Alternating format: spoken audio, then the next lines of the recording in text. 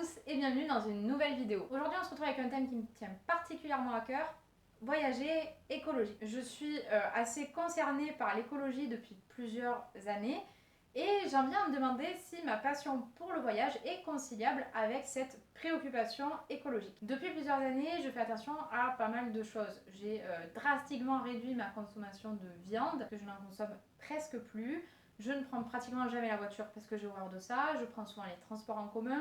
Je privilégie le vélo. Je préfère acheter local. J'utilise des sacs en tissu. Je recycle quand c'est possible. J'utilise des bocaux, du citron, du vinaigre blanc. Bref, j'essaie vraiment de modifier mes habitudes pour essayer d'être un petit peu plus écolo. Mais au final, je me demande, est-ce que toutes ces actions, elles ont un vrai impact? Cette vidéo va sûrement être un peu longue. Je vais dans une première partie parler des gestes à fort impact. Donc qu'est-ce qu'on peut faire vraiment à partir d'aujourd'hui qui soit réellement profitable à la cause environnementale. Dans une deuxième partie, je vais analyser mon mode de vie, je vais tester plusieurs évaluateurs ou calculateurs d'empreinte carbone ou d'empreinte écologique et je vais voir finalement quelle est la place du voyage dans tout ça et est-ce que le voyage ne réduit pas à néant tous les efforts fournis toute l'année. Je vais me baser pour cette vidéo sur notamment une étude principale qui se réfère à 39 autres études sur le sujet. Vous trouverez le lien de cet article qui est disponible gratuitement dans la barre d'infos. Et si vous voulez en savoir plus, vous pouvez évidemment aller consulter l'article sur mon blog où j'essaierai d'aller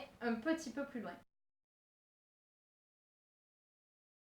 Déjà, le contexte, il est que les gouvernements nous encouragent à faire de nombreux petits gestes dans notre quotidien et que les actions qui reviennent le plus souvent, ce sont changer nos ampoules, ne plus utiliser de sacs plastiques, essayer de consommer de saison et manger moins de viande et faire moins de transport en voiture. Ce que cette étude a tenté de faire, c'est de réellement comparer l'impact de ces changements de vie pour savoir lesquels sont les plus importants. On trouve donc un graphique qui reprend les 10 actions qui ont le plus fort impact par ordre décroissant et on a aussi une indication des pays concernés car certaines actions dans certains pays n'auront pas le même impact que dans d'autres. Sans vouloir revenir sur ce tweet de l'AFP qui avait fait polémique, il n'empêche que l'action la plus écologique que vous puissiez avoir et de loin, c'est d'avoir un enfant de moins. On ne dit pas là de ne pas avoir d'enfant du tout, le désir d'enfant est complètement humain, mais avoir un enfant de moins. Donc si vous voulez avoir 3 enfants, de n'en avoir que 2. En effet, un être qui naît aujourd'hui va forcément consommer. Il y a une consommation énergétique importante, il va falloir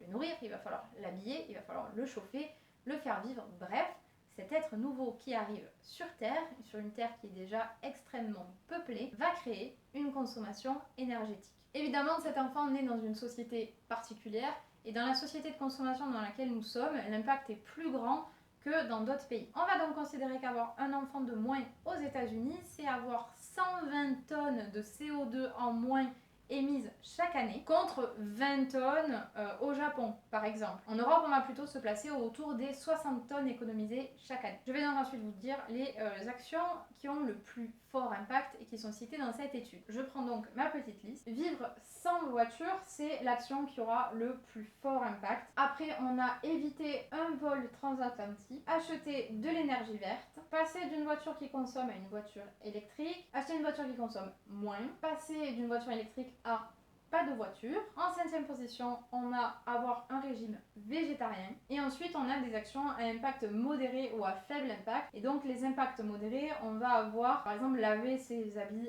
dans l'eau froide, recycler. Et les actions à très peu d'impact, on va avoir le fait de passer à des ampoules basse consommation. Si vous vous demandez pourquoi il faudrait sauver notre planète, je vous conseille d'aller voir l'interview qu'a fait Axolot d'Alexandre Astier. Et elle est reliée à la vidéo Chasseur de monde qui est très très belle. Donc, si le sujet vous intéresse, je vous conseille d'aller voir ça. Certains nous disent que de toute façon nous n'en verrons pas les conséquences, mais si ça vous choque de dire qu'il faut avoir un enfant de moins, peut-être qu'on devrait un peu plus penser au monde qu'on laisse aux enfants que l'on décide de faire. Déjà, ma génération voit les changements qui sont provoqués par les changements climatiques. Et je suis pas sûre qu'on soit super content de les voir. Je reprends donc d'après l'étude les 4 actions sur lesquelles on peut se concentrer principalement. Ça va être de avoir un enfant de moins, éviter un vol transatlantique, se passer de voiture, et pour eux devenir complètement végétarien. Il faut savoir qu'entre une personne qui devient complètement végétarienne et une personne qui continue à consommer de la viande, même de façon très occasionnelle, l'économie de CO2 sera 2 à 3 fois supérieure. De la même façon, quelqu'un qui passe à une mode de vie sans voiture aura un impact beaucoup plus fort qu'une personne qui passe à un mode de vie avec une voiture électrique. Il faut quand même pas penser que la voiture électrique n'a aucun impact. Et à tout cela s'ajoute le monde dans lequel on évolue et les systèmes qui se mettent en place derrière. Si vous décidez de passer à un mode de vie sans voiture et que vous adoptez les transports en commun, que vous vous mettez à la marche ou au vélo, derrière ce sont tout le fait de refaire les routes qui polluent énormément qui est enlevé, le fait d'en construire de nouvelles, le fait de bétonner des forêts pour faire des parkings par exemple, et effectivement l'industrie automobile derrière qui construit moins de voitures et donc pollue moins. Nos actions ont un effet boule de neige. Plus on va loin dans l'action et plus ce qui se fait ressentir est important. Et ces actions n'ont pas qu'un seul impact sur l'environnement, elles ont un impact direct sur notre santé. On a moins de maladies respiratoires, on marche plus, on fait plus de sport, on mange plus de légumes, on réduit les risques d'avoir du diabète ou d'être en obésité. Bref, finalement on a tout à y gagner. Le deuxième point de l'étude, c'est de comparer ce que nous demandent nos gouvernements. On va parler des États-Unis, du Canada, le Japon et l'Union européenne et a pris leurs principales recommandations ainsi que les manuels scolaires canadiens pour voir ce qu'on nous demandait de faire et si ces actions à fort impact étaient réellement mentionnées. Il faut savoir que les actions à fort impact, elles ont été identifiées depuis longtemps. Pour ceux qui se poseraient la question des manuels scolaires, c'est parce qu'en fait il a été prouvé que c'est beaucoup plus facile pour les adolescents d'adopter directement des mesures très restrictives pour sauver l'environnement plutôt que à leurs parents de décider d'en changer alors qu'ils ont pris des habitudes de vie. Finalement, c'est plus simple de demander à un adolescent de se passer de voiture que de demander à ses parents de ne plus la prendre. Et l'effet boule de neige aussi dans ce cas, c'est qu'un adolescent qui prend des décisions de ce genre est très souvent ensuite suivi par sa famille. Il est donc important que tout cela soit mentionné dans les manuels scolaires. Cette étude n'analyse que les manuels scolaires canadiens. Face à tout cela, donc après avoir lu, passé en revue les recommandations des gouvernements, nos petits gestes quotidiens à faire pour sauver la planète, le résultat est aberrant. Aucune des 4 actions qui ont un fort impact sont réellement majoritaires ou citées. Effectivement, demander aux gens de vivre sans voiture, ça veut dire aussi qu'il faut renoncer à toute l'industrie automobile, qui est parfois un moteur économique pour certains pays. Les gouvernements ont donc tendance à minimiser la demande en disant d'éviter certains trajets, alors même que l'impact d'éviter certains trajets ou de passer à l'électrique est beaucoup plus petit que l'impact de se passer complètement de voiture. De la même façon, le fait d'avoir un enfant de moins est pratiquement jamais mentionné, mais vu les débats qui ont été causés, on peut vraisemblablement comprendre pourquoi. Et pourtant, c'est peut-être quelque chose dont il faut simplement avoir conscience. On va même aller plus loin, les lois actuelles encouragent la consommation. Quand on décide de faire un voyage, on prend souvent l'avion parce que c'est moins cher que le train. Et pourtant, le train est bien moins polluant que l'avion. Les gouvernements et les autorités ne donnent donc pas les gestes réels pour pouvoir sauver la planète. Pire, certaines lois et actions envers certaines industries ont un impact négatif. Bref, le problème est complexe. Mais le fait de toujours minimiser les actions à faire ou de ne tout simplement pas dire les actions qui ont le plus fort impact avec une liste claire et établie, c'est empêcher les citoyens de pouvoir donner une priorité aussi aux actions à accomplir. Malheureusement, certains de ces gestes touchent directement à nos modes de vie et c'est extrêmement difficile de demander aux gens d'abandonner ça. En tout cas, les gouvernements ne s'y risquent pas. Et malheureusement, les scientifiques ont du mal à se faire entendre. Si on veut sauver l'humanité, il va peut-être falloir qu'on se bouge le popotin. Et sérieux. Le résultat de cette étude, finalement, c'est que les gouvernements préfèrent utiliser des tout petits gestes qui ont un impact très limité, plutôt que de véritablement nous donner les clés pour s'améliorer, quand bien même ce sont des actions qui sont quand même un peu plus restreignantes. Et malheureusement, ces petits gestes, même si tout le monde les fait, ce n'est pas assez. Un exemple qui est donné par cette étude, c'est que énormément de manuels scolaires proposent de se passer de sacs plastiques et d'utiliser des sacs réutilisables pour sauver 5 tonnes de CO2 par an. C'est moins de 1% de ce que vous sauverez si vous devenez complètement végétarien. Une chose qui est aussi évoquée dans cette étude, c'est que le fait de demander des petits gestes à faire, ce serait une sorte de technique du pied dans la porte qui pousserait les gens à s'intéresser au sujet pour faire plus après. Malheureusement, les études dans le domaine ont déjà montré que que cette technique en fait était complètement inefficace dans ce cas-là, puisque les gens n'ayant pas conscience de leur impact et de ce qui avait un réel impact, préfèrent se reporter sur d'autres petites actions plutôt que de passer aux grosses actions. Voilà, j'espère que je vous ai pas forcément appris quelque chose de nouveau, ce serait un peu dommage, mais on voit bien que dans les actions qui ont le plus fort impact, nos déplacements sont quand même extrêmement cités et qu'il faut y faire extrêmement attention. Et donc maintenant, on va analyser ensemble mon mode de vie.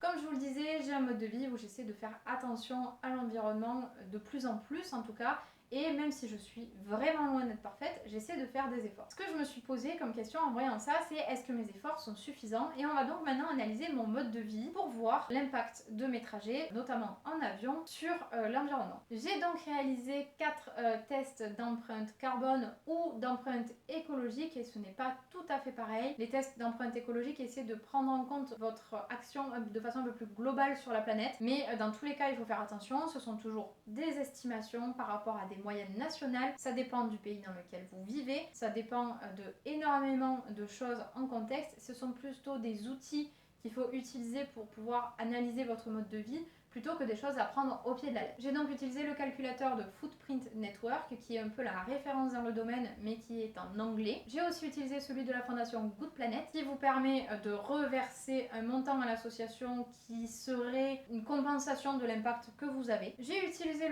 le calculateur de la WWF suisse et si je dois vous en recommander qu'un, ce sera celui-là. Je vous expliquerai pourquoi un petit peu après. Et enfin, j'ai utilisé celui de carbonfootprint.com. Pour ne rien vous cacher, les résultats vont être extrêmement différents. Comme je vous le disais, déjà ça dépend du pays dans lequel il se base. La WWF suisse se base sur les moyennes suisses pour estimer votre consommation. Donc, si vous leur déclarez consommer 50% de légumes de saison dans votre panier de légumes, ils vont aussi se baser sur l'impact qu'a un légume de saison en Suisse et il sera peut-être complètement différent sur l'impact d'un légume de saison en France. Bon, c'est un peu bête dit comme ça, mais voilà, tout est une histoire de moyenne et ne reste que des approximations. Calculer réellement votre impact, c'est pratiquement impossible. Quand il fallait se baser sur une seule année, je me suis basée sur l'année dernière. Donc je vivais à Madagascar dans une maison individuelle qui avait l'électricité. Je connais à peu près ma consommation électrique, elle était à peu près similaire à la consommation électrique que j'ai ici. J'ai effectué un vol long courrier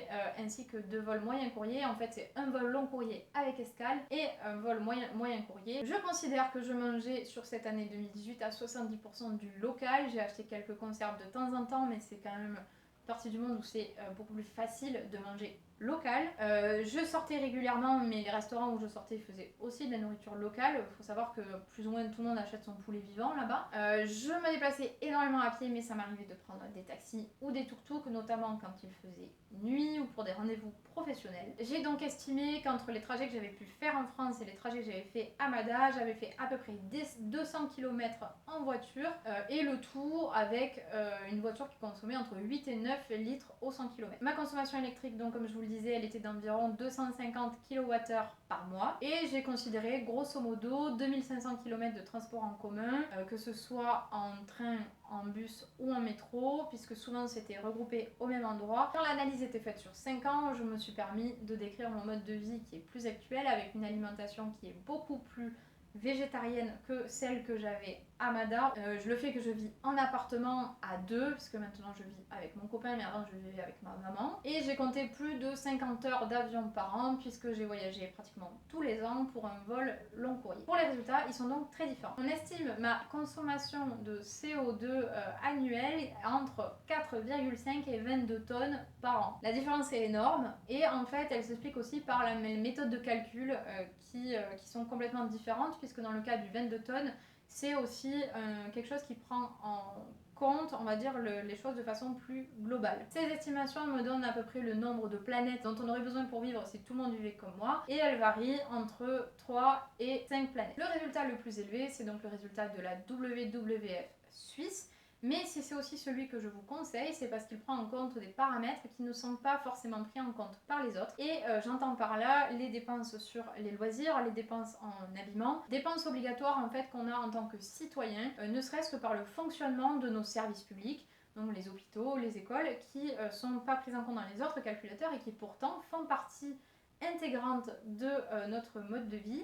Et certes, c'est pas quelque chose que je consomme directement, mais la société dans laquelle j'évolue le consomme et j'en suis en partie responsable. Ça nous rappelle aussi que toutes les actions qu'on veut entreprendre, elles sont mieux si elles sont collectives et partagées que si on fait les choses tout seul. Petit aparté avant de vous donner le résultat de l'impact de l'avion sur ces tonnes de CO2, c'est que pour les sites qui vous proposent de compenser votre impact, pour moi la logique est mauvaise dans le sens où oui, c'est très bien de donner à une association qui fait des actions d'éducation en environnement, mais derrière en fait vous allez, c'est pas parce que vous donnez de l'argent à une association que vous allez pouvoir vous dire bon ben je peux prendre l'avion tous les ans et faire 20 trajets au bout du monde puisque j'ai donné de l'argent. Non, les gaz à effet de serre que vous avez relâchés dans l'atmosphère, ils y sont, ils y restent, et l'association elle n'a pas les méthodes pour les enlever. En fait ça va peut-être soulager votre conscience, mais c'est tout. Évidemment ça vous empêche pas de donner de l'argent à une association si vous en avez envie.